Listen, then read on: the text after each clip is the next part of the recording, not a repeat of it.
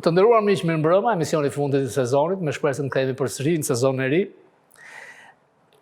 2 ditë më parë në Washington, McGonigal është paraqitur me video conference përfaqësuar nga avokati i tij në atë që quhet discovery process.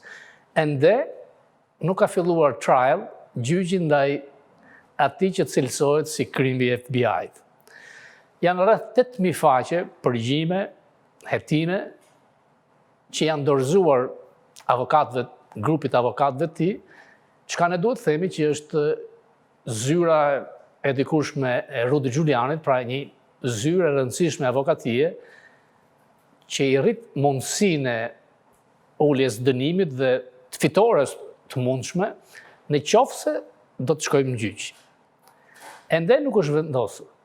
Pra, me faktet, me mbrojtjen e avokatëve, përsëri i drejtohesh juris dhe juria do të vendosë, do të kemi gjyq apo jo. Teknikisht McGonigal mund të pranoj që jam fajtor, pra është deklaruar i pafajshëm në 2 gjyqet, në 2 akuzat që kanë në New York dhe në Washington, dhe gjyqtari i Washingtonit ka thënë që mund të bashkohen çështjet, pra në qoftë se do të thotë jam i fajshëm në New York, nuk do të kemi gjyq edhe në Washington.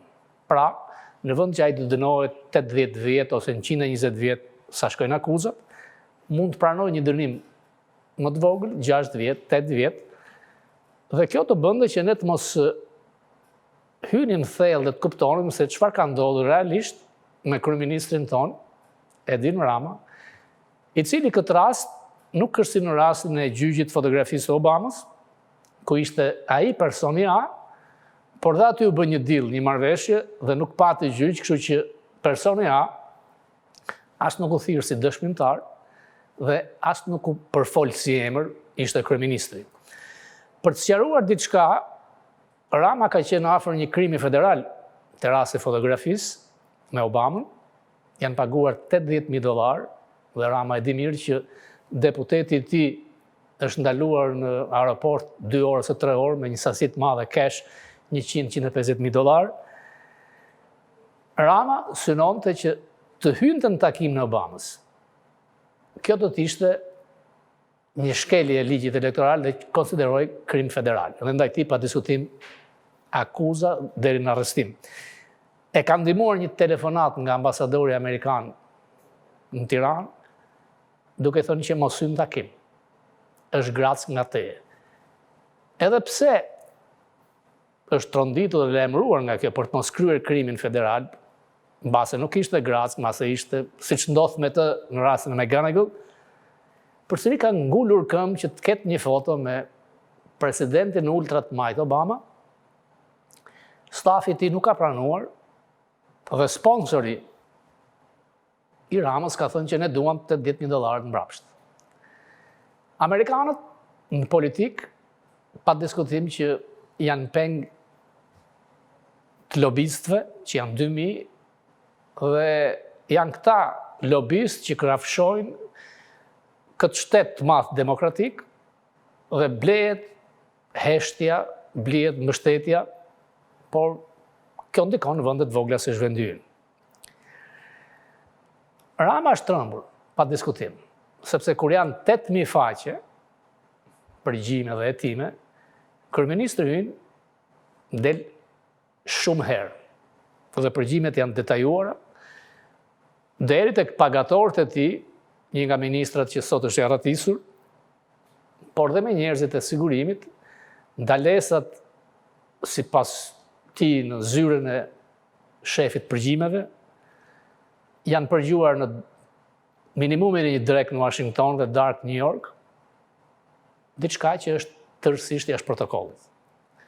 Nuk është era parë që Rama ka thyrë protokollin, kur ka ardhur si kryeministër, u fol shumë që pa takuar Lavrovin, ministrin e jashtëm të Rusisë, çfarë sinjali do të jepte amerikanëve. Niveli i takimeve i administratës së Ramës me administratën amerikane është i ulët. Edhe me një ndalesë të vetme që ka pajtur në State Department, Blinken e ka pritur me një nivel të ulët, madje Bushrati, ish ministri i jashtëm i Ramës, është pritur në nivel më të lartë nga Kerry, e kam pasur dhe me video, kanë dalur, sepse protokolli duket kur të presin dhe kur të përcjellin. Ndërsa Ramën e kanë pritur si në një nivel ministri, dhe pa diskutim është një akses i afruar nga Soros. Do t'jap të plot sot intervistën me ambasadorin Bolton, të bërë javën e kaluar, është dhe në Fokus TV, dhe dy pikat pikante janë pse Bill Clinton kishte me vete Aleksandr Soros në Tiranë, dhe shkoj më tej në pit stopin në Romë, në Vatikan, përsëri është Soros. Dhe Bolton do më thoshte që e majtë amerikane, progresive, ultra të majtë, dashurojnë Sorosin dhe ai i mbështet me donacionet të mëdha dhe ka një ndikim shumë të madh në Evropën lindore. Kjo dihet. Përsa i përket procesit Berlinit, ambasadori Bolton më tha që edhe kur kanë qenë këshilltarë i sigurisë kombëtare, nuk kam pasur në besim se procesi i Berlinit do të prodhonte ndonjë gjë. Madje ai shkoi më të udhtë dhe ka më thonë që procesi i Berlinit nuk mund të prodhojë më shumë se sa prodhoi procesi i Minskut për Ukrainën. Pra ç'po ngjet? A na kanë lëshuar amerikanët? Në fakt, sholle një emër që u afruan në State Department si Top Gun i madh për të mbikëqyrur Ballkanin, për të larguar pak Escobarin që nuk tregoi forcë diplomatike, ka marrë një nominim për emërim për nënsekretar në Pentagon, çka tregon që amerikanët duket se nuk e kanë më atë interesin e Ballkanit dhe dashje pa dashje, sikur na kanë lënë tek francezët, Macron dhe gjermanët. Edhe Bolton do ma thoshte këtë. Le ta ndjejmë të plot intervistën.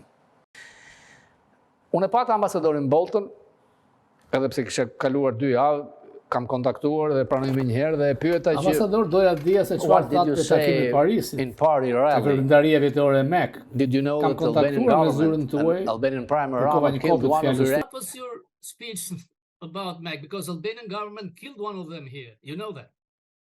Sorry, what happened? The government. Of Albania killed one of Mac guys here in Albania 2 weeks ago. Right, right.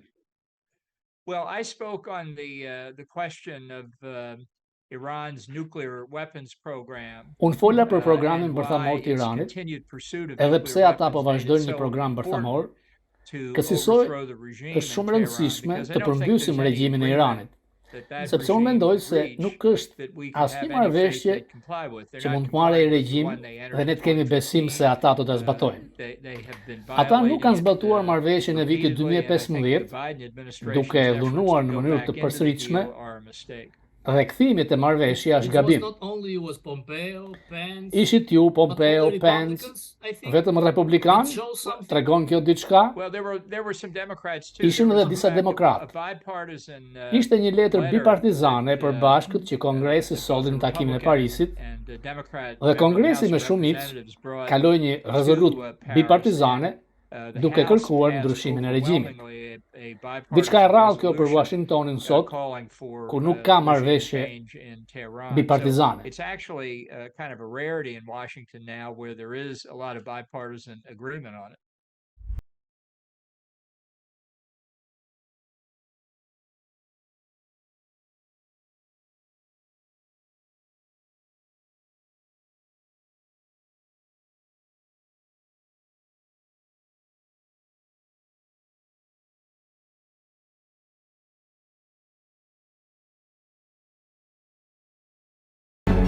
That's good.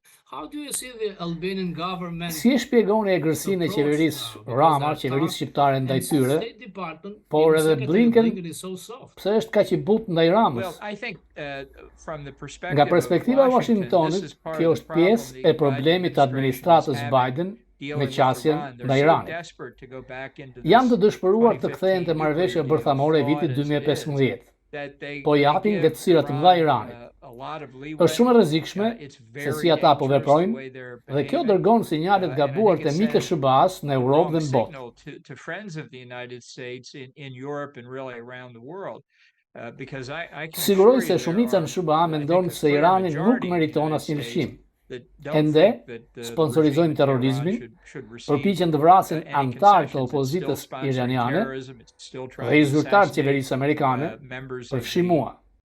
Iranian opposition and officials current and former of the U.S. government, yours truly included. So this is really a rogue regime, and Kësaj është gabim të besojmë asgjë se çfarë thot Irani.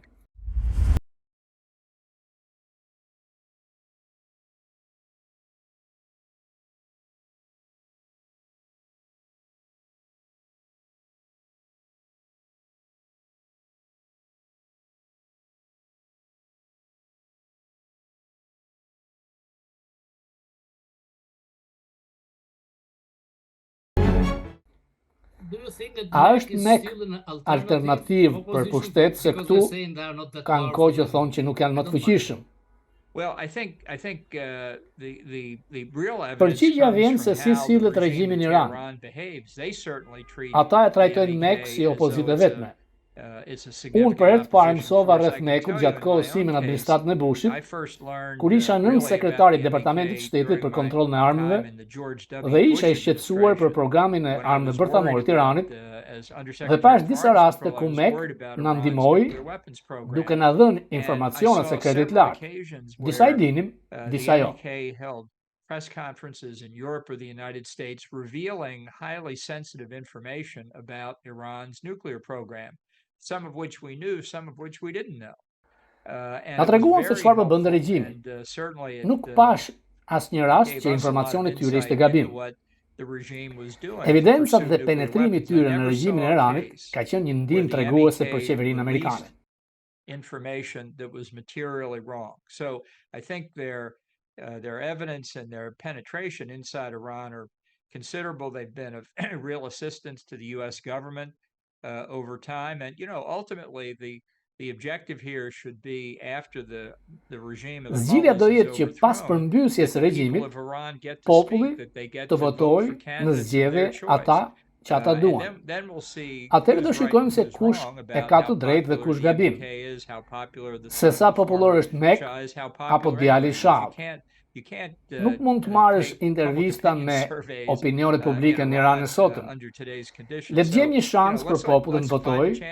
Kjo do ishte përgjigje reale. Çfarë do t'i sugjerosh qeverisë shqiptare? Duket se ata po i zbojnë mbase të shtyr nga Departamenti i Shtetit. Departamenti i Shtetit nuk do të bëjë asgjë që ofendon qeverinë e Iranit.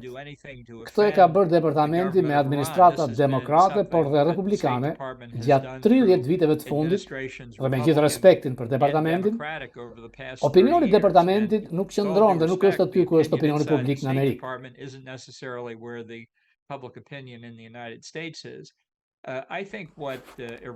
Ato që Irani bëri duke sulmuar sistemin e teknologjisë së informacionit në Shqipëri, sistemin e kompjuterave,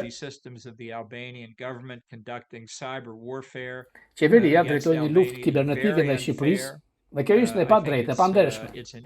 Përpjek të friksonte qeverinë e Shqipërisë, ata friksojnë vendet e vogla, siç ka bërë Kina për shembull me kanadezët, dhe Irani frikson Shqipërinë.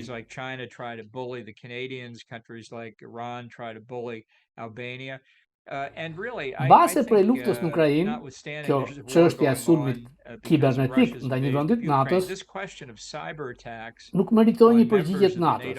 Ne e lam Shqipërinë balë, duke mos i afruar përgjigjen e duhur ndaj Iranit, sepse kur ti sulmon një vend të NATO-s, Alianca nuk reagoi me sulm barabartë. Çfarë do The alliance so far has not pushed back effectively. Që të keni thënë Paris ambasador, mediat e majta në Amerikë dhe në Europë nuk e janë, edhe në Shqipëri. Kemi kanalet majta, me DEC, CNN Turk, CNN Shqiptar, News Albania, Euronews Qipro, Euronews Greqia, pratë majtët, edhe këtu ju fajsojnë si të paguar nga kanalet ruse, ose sikur ju keni qenë kundër sulmit amerikan dhe Miloševićit në Kosovë, pra shpifin. Po, duhet të kujtojmë se kush janë kundërshtarët tanë real. Nuk e fshejmë dot, Irani është armiku ynë.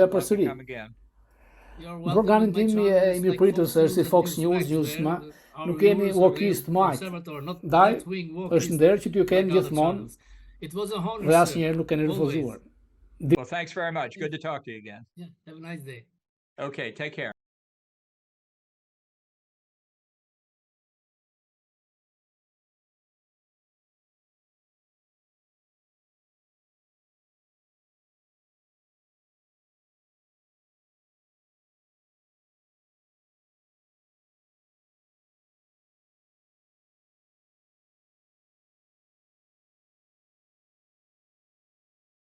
Biden ka qenë në sulme të vazhdueshme, sidomos nga Kongresi Republikan. Nëse Republikanët nuk do të kishin marrë Kongresin, nuk do të kishin hetimë dhe nuk do të kishin marrë vesh asgjë nga korrupsioni i mundshëm i presidentit Biden. Janë rreth $20 milion që kanë kaluar nga vendet huaja Kina, Ukraina, Rusia dhe Hunter Biden, por dhe i vllai i presidentit Biden, kanë kaluar pagesa tek presidenti amerikan. Përpara se të bëhej president, ai ka deklaruar rreth $20 milion në taksa, duke thënë që kanë marrë fitime nga libri, mbase, dhe në momentin që fillon si president, një vit përpara ka deklaruar vetëm 600.000. Këtu është diskordanca e madhe. 2 punonjës të IRS-it, të taksave, kanë dalë në Kongres dhe kanë deponuar që është mbajtur qëndrim nga Departamenti i Drejtësisë për të mos hetuar djalin e presidentit Hunter Biden. Dhe thotë që janë para të deklaruara që kanë kaluar dhe nuk janë tek taksat, mungojnë. Kjo është shkelje e ligjit, është krim federal dhe vetëm për këtë presidenti amerikan shkon deri asaj që quhet impeachment, shkarkim. Bideni nuk ka dhënë asnjë përgjigje të saktë ndaj pyetjeve të shumta të gazetarëve, duke kërkuar ta kaloj me buzëqeshje, por faktet janë aty. Senatori i Ajovës, Grasler, ka nxjerrë një dokument ku thuhet nga arkivat e FBI-t që një biznesmen nga Ukraina ka deklaruar që unë kam bërë pagesa deri në $10 milion. Del që Trump ka qenë i saktë kur i bënte presion Zelenskit të Ukrainës për të hetuar burisimën. Burisima lidhet dhe me duçkën këtu në Shqipëri.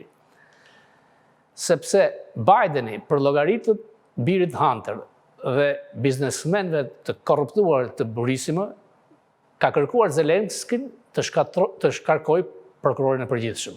Sepse prokurori i përgjithshëm kishte filluar hetime ndaj korrupsionit të kompanisë, e cila paguante rreth $100 milion në muaj si këshilltar, antar bordi Hunter Biden.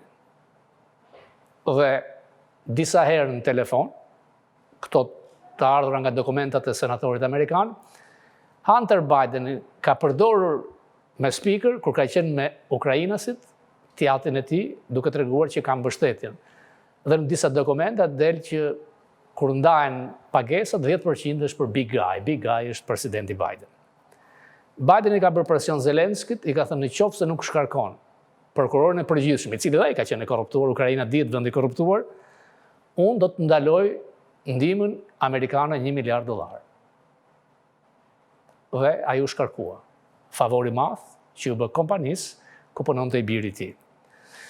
I them këto të gjitha sepse në Amerikë ka një përplasje të madhe me qëndrimin në qasjen ndaj presidentit Trump, i cili vazhdon të ketë akuza të reja, do ketë përsëri për 6 janarin, por që në fakt në vend ta dëmtojnë politikisht dhe kanë ndihmuar sepse është ngritur thuajse i pamposhtur tek republikanët.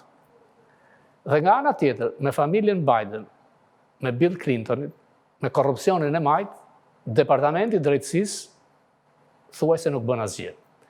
Ka 5 vjet që prokurori i Delaware ka kryer hetime për Hunter Biden.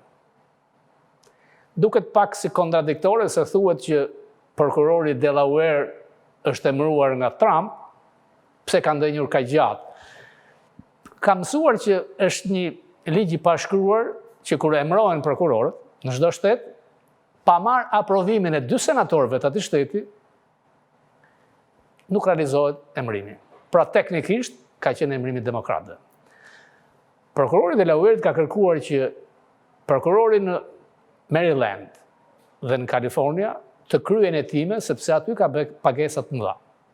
Kjo është bllokuar nga Departamenti i Drejtësisë, Garland, i cili quhet prokurori i përgjithshëm, përsëri double standard. Jo ashtu siç ngjet me Trump, ndryshe me Biden. Por kjo pa diskutim shtator, sepse Senati dhe Kongresi përfundojnë tani, fillojnë pushimet 6 javore, do të jetë impeachment, shkarkimi i parë ndaj sekretarit drejtësisë, Garland.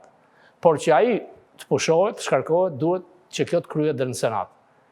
Por me këto fakte kaq skandaloze, edhe pse Senati kontrollohet nga demokratët, mundësia e shkarkimit është shumë e madhe. Por nuk mund të shkarkohet vetëm Garland, do të ketë fillim impeachment ndaj sekretarit të shtetit Blinken, i cili ka gënjur kur ka deponuar në Kongres në hearing me oath i betim, duke thënë që nuk kanë pasur asnjë lidhje me Hunter Biden, në fakt ka pasur. Ka emailë, biznesi i Antony Blinken, i cili ka dështuar në politikën e jashtme, është pjesë e elitës dhe njerëzve të mbështetur nga Soros, dhe ne si shqiptare kemi ndjerë në reagimin e tij thjesht personal mas ndikimin ndaj non gratës të kryetarit PD-s.